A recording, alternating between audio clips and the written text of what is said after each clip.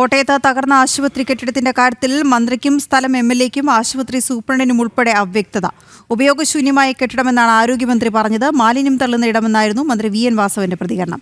അതേസമയം കെട്ടിടം പൂർണ്ണമായി ഉപയോഗിക്കുന്നില്ല എന്നായിരുന്നു സൂപ്രണ്ടിന്റെ പ്രതികരണം. അവിടെ വാക്കുകൾ കേൾക്കാം. ഈ ബിൽഡിംഗ് ടോട്ടലി നമ്മൾ ഷിഫ്റ്റ് ചെയ്യുന്നതിന് വേണ്ടി തീരുമാനിച്ച് കിഫ്ബിയിലൂടെ നിർമ്മാണം പൂർത്തീകരിച്ചിട്ടുള്ളതാണ്. ഇതിന്റെ ഫൈനൽ മീറ്റിംഗ് നമ്മളൊരു മാസം മുൻപ് എടുത്തിട്ടുള്ളതുമാണ്. ഇല്ല, താഴത്തെ രണ്ടെണ്ണം പൂർണ്ണമായിട്ട് ഉപയോഗിക്കുന്നില്ല. മുകളിലത്തെ ഒരു ചെറിയ ഭാഗം മാത്രമാണ് ഉപയോഗിച്ചത്. ഒരു സെപ്പറേറ്റ് ആയിട്ടുണ്ടായിരുന്ന ബാത്റൂമാണത്. അത് വേസ്റ്റെല്ലാം കൊണ്ടിട്ടുകൊണ്ടിരുന്നതാണ്, അല്ലാതെ വാടല്ല ഇടിഞ്ഞു വീണേ. യെസ്, മന്ത്രിമാർക്ക് ഇക്കാര്യത്തിൽ വ്യക്തത ഉണ്ടായിരുന്നില്ല എന്ന് തന്നെയാണ് മനസ്സിലാക്കാൻ കഴിയുന്നത്. കാരണം അത് ഉപയോഗശൂന്യമായ കെട്ടിടമാണ്. കെട്ടിടം ഒരുപക്ഷെ നാശോന്മുഖമായ കെട്ടിടമായിരിക്കാം, പക്ഷേ അത് ഉപയോഗിച്ചിരുന്നു എന്ന് തന്നെയാണ് നമുക്കിപ്പോൾ പിന്നീടുണ്ടായ സംഭവവികാസങ്ങളിൽ നിന്ന് മനസ്സിലാകുന്നത്. അതേസമയം സൂപ്രണ്ട് വ്യക്തമായും പറയുന്നുണ്ട് താഴ്ഭാഗം ഉപയോഗിച്ചിരുന്നില്ല, പക്ഷേ മുകളിൽ ഒരു ചെറിയ സ്ഥലം ഉപയോഗിച്ചിരുന്നു എന്ന് അദ്ദേഹം പറയുകയും ചെയ്തിരിക്കുന്നു. മിഥുനിലേക്ക് വീണ്ടും. മിഥുൻ, അപ്പോൾ ഇത് ഉപയോഗിച്ചിരുന്നില്ല എന്ന്, അതായത് ഉപയോഗശൂന്യമാണ് എന്നതുകൊണ്ട് മന്ത്രിമാർ ഉദ്ദേശിച്ചൊരു പക്ഷേ ഈ കെട്ടിടം നാശോന്മുഖമായിരുന്നു, ഇത് ഉപയോഗിക്കാൻ കഴിയുന്ന തരത്തിലല്ല എന്നായിരിക്കാം. പക്ഷേ ആ കെട്ടിടം ഉപയോഗിച്ചിരുന്നു എന്നാണ് നമുക്കിപ്പോൾ മനസ്സിലാക്കാൻ കഴിയുന്നത്. അവിടെ ഈ ടോയ്ലറ്റുകൾക്കുള്ളിൽ പോലും വെളിച്ചമുണ്ടായിരുന്നു എന്ന കാര്യം, അത് ശുചിമുറിയുടെ ഭാഗമാണല്ലോ, അത് അവിടെ വെളിച്ചമുണ്ടായിരുന്നു എന്നതടക്കം കാര്യങ്ങൾ വ്യക്തമായിട്ടുണ്ട്. BJPയുടെ പ്രതിഷേധം ഇപ്പോഴും തുടരുകയാണോ? സാഹചര്യം എന്താണ്? ഈ രക്ഷാപ്രവർത്തനം കൂടുതൽ ആളുകൾ ഉണ്ടോ എന്ന സംശയം ഇപ്പോഴും നിലനിൽക്കുന്നുണ്ടോ?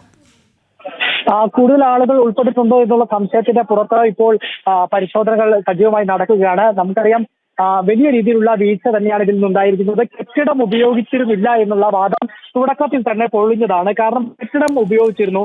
കാരണം ഈ കെട്ടിടത്തിലാണ് 10, 11, 14 വാർഡുകൾ പ്രവർത്തിച്ചിരുന്നത്. ഓർത്തോ വിഭാഗമാണ്.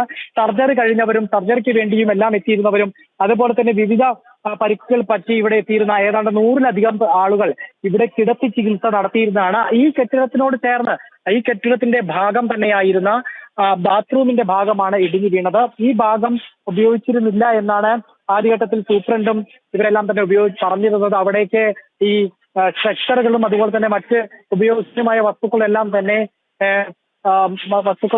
അവിടെ തള്ളുന്ന ഒരു സ്ഥലമാണ് ഇവിടെ ഉണ്ടായിരുന്നത് എന്നാണ് പറഞ്ഞത്. പക്ഷേ ഇപ്പോൾ അങ്ങനെയല്ല എന്ന് മനസ്സിലാക്കാൻ സാധിക്കുന്നു. കാരണം ഇവിടേക്ക് ഇത് ഉപയോഗിച്ചിരുന്നു എന്നുള്ളത് ഇപ്പോൾ 2 പേരെ അവിടെ എത്തിയത്. ആദ്യഘട്ടത്തിൽ ഒരു 11 വയസ്സുകാരി അലീന, ഇപ്പോൾ 2ാം ഘട്ടത്തിൽ ഇപ്പോൾ ആരാണെന്ന് തിരിച്ചറിയാൻ സാധിച്ചിട്ടില്ല. അത് ഒരാളെ കൂടി താഴത്തെ നിലയിൽ നിന്ന് ഏറ്റവും മാലിന്യങ്ങൾ നീക്കം ചെയ്യുന്ന ഏറ്റവും താഴത്തെ നിലയിലെ മാലിന്യ കൂമ്പാരത്തിന് ഇടയിൽ നിന്നാണ് ഇപ്പോൾ ഈ അവശിഷ്ടങ്ങൾക്കിടയിൽ നിന്നാണ് ഇപ്പോൾ കണ്ടെത്തിയിരിക്കുന്നത്.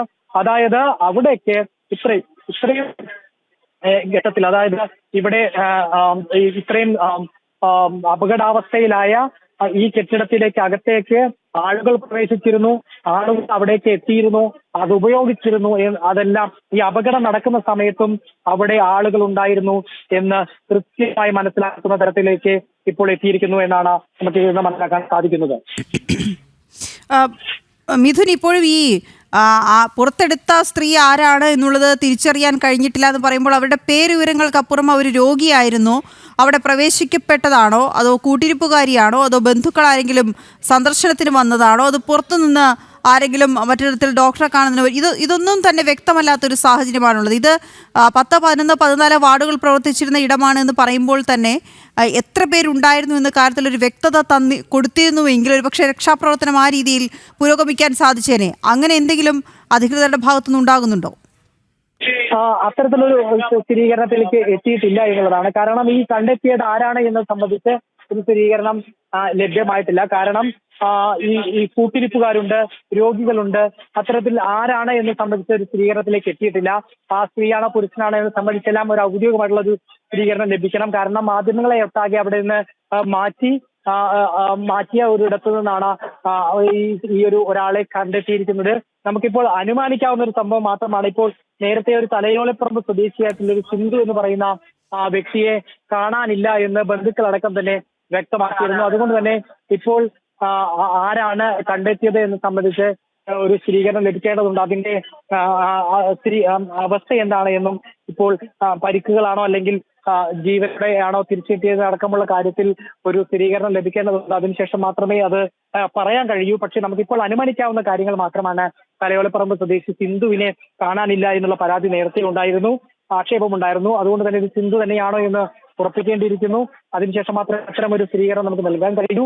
പക്ഷേ നേരത്തെ പറഞ്ഞിരുന്ന വാദങ്ങളെല്ലാം തന്നെ പൂർണ്ണമായും അനാസ്ഥ നിറഞ്ഞ ഒരു സംവിധാനമാണ് ഇവിടെ ഉണ്ടായിരുന്നത് എന്ന് വ്യക്തമാകുന്ന തരത്തിൽ തന്നെയാണ് ഇപ്പോൾ ഓരോ സംഭവവികാസങ്ങൾ ഉണ്ടാകുന്നത്. ഇപ്പോൾ ഈ കെട്ടിടാവശിഷ്ടങ്ങൾക്കിടയിലുള്ള തിരച്ചിൽ തുടർന്നുകൊണ്ടിരിക്കുകയാണ്. മിഥുൻ, നമ്മൾ ഈ വാർത്ത തുടങ്ങുമ്പോൾ തന്നെ BJPയുടെ ഭാഗത്തു നിന്നൊരു പ്രതിഷേധമുണ്ടായിരുന്നു. കാരണം ഇത്രയും ഉപയോഗശൂന്യമായ ഒരു കെട്ടിടം അത് ഉപയോഗിക്കാനായി വിട്ടുകൊടുത്തിരിക്കുന്നു. ഇത് ഇടിഞ്ഞു വീഴുന്നത് വരെ, ഒരു അപകടം ഉണ്ടാകുന്നത് വരെ ഒരു നിയന്ത്രണം പോലും ഏർപ്പെടുത്താതിരുന്ന, ആ ഭാഗത്തേക്ക് ആളുകളെ നിരോധിക്കാതിരുന്ന ഒരു സാഹചര്യമൊക്കെ ചൂണ്ടിക്കാണിച്ചുകൊണ്ടായിരുന്നു. പക്ഷെ പിന്നീട് ആണ് ഇതിനുള്ളിൽ ആൾ കുടുങ്ങിക്കിടപ്പുണ്ട് എന്നും അവരെ രക്ഷിക്കുന്ന ഒരു സാഹചര്യമൊക്കെ വന്നത്. അതിനർത്ഥം ഇത് പ്രവർത്തിച്ചിരുന്നു എന്നുള്ളതാണ്. തുടർന്നാണ് വലിയ തോതിലുള്ളൊരു പ്രതിഷേധം BJPയുടെ ഭാഗത്തുനിന്ന് ഉണ്ടായത്. അവരെടുക്കുന്ന നിലപാട് എന്താണ്?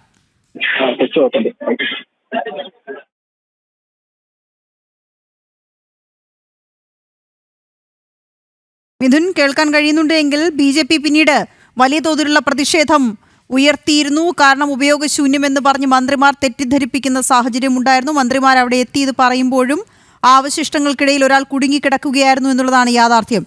എങ്ങനെയാണ് അവർ പ്രതിഷേധിച്ചത്? അവരുടെ നിലപാട് എന്താണ്? ഇവിടെ തടിച്ചുകൂടിയ BJP പ്രവർത്തകരും അതുപോലെ തന്നെ മറ്റുള്ളവരും തന്നെ ആവശ്യപ്പെട്ടിരുന്നത് ഇത്രയും വൈകുന്നത് എന്താണ് എന്നാണ്, രക്ഷാപ്രവർത്തനം വൈകുന്നത് എന്താണ് എന്നാണ് അവരെല്ലാം ആശങ്കപ്പെട്ടിരുന്നത്. കാരണം ഈ ആശങ്ക സാധ്യതയുണ്ടായിരുന്നു. കാരണം ഇവിടേക്ക് ഈ ഹിറ്റാച്ചുകൾ അടക്കം തന്നെ എത്തിയത് ഏതാണ്ട് 2 മണിക്കൂറിന് ശേഷമാണ്. ഈ രക്ഷാപ്രവർത്തനം വൈകുന്നത് സംബന്ധിച്ച ആശങ്ക അവർ ആദ്യഘട്ടത്തിൽ പങ്കുവച്ചിരുന്നു. പക്ഷേ മന്ത്രിമാരെല്ലാം പറഞ്ഞത് ആരും കുടുങ്ങി കിടക്കുന്നില്ല എന്നുള്ള കാര്യം പറഞ്ഞിരുന്നെങ്കിൽ പോലും അക്കാര്യം സ്ഥിരീകരിക്കേണ്ടതുണ്ട് എന്നാണ് ഇവിടെ എത്തിച്ചേർന്നവരെല്ലാം തന്നെ BJP പ്രവർത്തകരും അതുപോലെ തന്നെ ചാണ്ടി ഉമ്മൻ MLA അടക്കമുള്ള അവർ വ്യക്തമാക്കിയിരുന്നത്. വിശദമായിട്ടുള്ള പരിശോധന നടത്തണമെന്ന് ഇവർ ആവശ്യപ്പെട്ടിരുന്നു. പക്ഷേ ഈ പരിശോധനകൾ തന്നെ വൈകുന്ന നിലയാണ് ഉണ്ടായത്. പക്ഷേ മണിക്കൂറുകൾക്ക് ശേഷം, 2 മണിക്കൂറുകൾക്ക് ശേഷം ഇപ്പോൾ ഇതിനകത്തു നിന്ന് ഒരാളെ കണ്ടെത്തിയതോടുകൂടി പ്രതിഷേധം വലിയ രീതിയിൽ ഉയരുകയാണ് ചെയ്തത്. ഇപ്പോൾ ഈ രക്ഷാപ്രവർത്തനത്തിനോട് സഹകരിക്കുന്നതിന്റെ ഭാഗമായി ഇപ്പോൾ പ്രതിഷേധങ്ങൾ ഇപ്പോൾ നിലവിലില്ല. രക്ഷാപ്രവർത്തനം ശക്തമായി തന്നെ തുടരണം, കൂടുതൽ എന്നുള്ള ആവശ്യം ഉന്നയിച്ചുകൊണ്ട് ഇപ്പോൾ പ്രവർത്തകരെല്ലാം തന്നെ ഇവിടെ തുടരുന്നുണ്ട്. ഇപ്പോൾ പ്രതിഷേധം താഴ്ന്നിരിക്കുകയാണ്. കൂടുതൽ തിരച്ചിൽ നടത്തണമെന്നുള്ള കാര്യത്തിൽ അവർ ഉറച്ചു നിൽക്കുകയാണ്. ഇപ്പോഴും മൃതദേഹങ്ങൾക്ക് ഏതെങ്കിലും വിധത്തിൽ ആരെങ്കിലും കുടുങ്ങി കിടക്കുന്നുണ്ടോ എന്നടക്കമുള്ള കാര്യങ്ങളിൽ കൂടുതൽ പരിശോധന നടത്തുകയാണ്. ഘട്ടം ഘട്ടമായി ഈ അവശിഷ്ടങ്ങൾ നീക്കുകയും നീക്കിയതിനു ശേഷം ഫയർഫോഴ്സ് ഉദ്യോഗസ്ഥർ അകത്തേക്ക് കയറി ഇവിടെ പരിശോധന, ഈ അവശിഷ്ടങ്ങൾ മാനുവലായി, അതായത് മാറ്റി, കൈകൾ കൊണ്ട് മാറ്റി അവിടെ പരിശോധന നടത്തുകയാണ് ചെയ്തുകൊണ്ടിരിക്കുന്നത്. മിഥുൻ, നമ്മൾ നേരത്തെ കണ്ടത് ഈ അവശിഷ്ടങ്ങൾക്കിടയിൽ കുടുങ്ങിക്കിടന്ന ഒരു സ്ത്രീയെ രക്ഷാപ്രവർത്തനത്തിനിടെ പുറത്തെടുത്ത് ആശുപത്രിയിലേക്ക്, കാഷ്വാലിറ്റിയിലേക്ക് മാറ്റുന്നതാണ് കണ്ടത്. പിന്നീട് അവരുടെ ആരോഗ്യസ്ഥിതി എന്ത് എന്നത് സംബന്ധിച്ച് വ്യക്തത ഉണ്ടായിരുന്നില്ല. ഇത്ര വലിയ അപകടമാണ് അവരവിടെ നേരിട്ടത് എന്ന കാര്യത്തിലും വ്യക്തത ഉണ്ടായിരുന്നില്ല. എന്താണ് അതിനെക്കുറിച്ച് ലഭിക്കുന്നത്? ഇപ്പോൾ അത് ഔദ്യോഗികമായിട്ട് സ്ഥിരീകരിച്ചില്ല. കണ്ടെത്തിയത് ആരാണ് എന്നത് സംബന്ധിച്ച് ഔദ്യോഗികമായിട്ട് സ്ഥിരീകരിച്ചിട്ടില്ല. ഒരു വ്യക്തിയെ കണ്ടെത്തി എന്നുള്ളത് എല്ലാവരും സാക്ഷ്യമായതാണ്. കാരണം അവശിഷ്ടങ്ങൾക്കിടയിൽ നിന്ന് ഒരു മൃതദേഹം ഒരാളെ കൊണ്ടുപോകുന്നത് ആളുകൾക്ക് ജീവനുണ്ടോ, ഗുരുതരമായിട്ടുള്ള പരിക്കുകളാണോ, അല്ലെങ്കിൽ പരിക്കുകൾ സാരമുള്ളതാണോ എന്നതൊക്കെ കണ്ടില്ല. പക്ഷേ നമുക്കറിയാം ഒരു അബോധാവസ്ഥയിലാണ് എന്ന് നമുക്ക് പറയാൻ കഴിയും. അതാരാണ് എന്ന് സംബന്ധിച്ചും ഇപ്പോൾ കൃത്യമായിട്ടുള്ള ഒരു സ്ഥിരീകരണത്തിലേക്ക് എത്തിയിട്ടില്ല എന്നുള്ളതാണ് പ്രധാനപ്പെട്ട കാര്യം. അതിപ്പോൾ കാഷ്വാലിറ്റിയിലേക്ക് മാറ്റിയിട്ടുണ്ട്. കൂടുതൽ പരിശോധനകൾക്ക് ശേഷമേ സംബന്ധിച്ചുള്ള വിശദീകരണം ലഭിക്കാൻ സാധിക്കൂ. നമുക്കിപ്പോൾ ലഭ്യമാകുന്ന അനുമാനങ്ങളാണ്. ആ അനുമാനങ്ങൾ എന്ന് പറയുന്നത് ഇത്തരത്തിൽ നേരത്തെ തലയോലപ്പറമ്പ് സ്വദേശിയായിട്ടുള്ള 42 വയസ്സുള്ള സിന്ധു എന്ന് പറയുന്ന വ്യക്തിയെ കാണാനില്ല എന്ന് പറഞ്ഞിരുന്നു. ആ ഒരു കാര്യം മാത്രമേ നമുക്കിനി അറിയേണ്ടതുള്ളൂ. ശരി മിഥുന, വിവരം ശേഖരിക്കുക. കാരണം അവരുടെ ആരോഗ്യസ്ഥിതി പ്രശ്നമാണ്, ഗുരുതരമാണ് എന്ന രീതിയിലാണ് വാർത്തകൾ വരുന്നത്.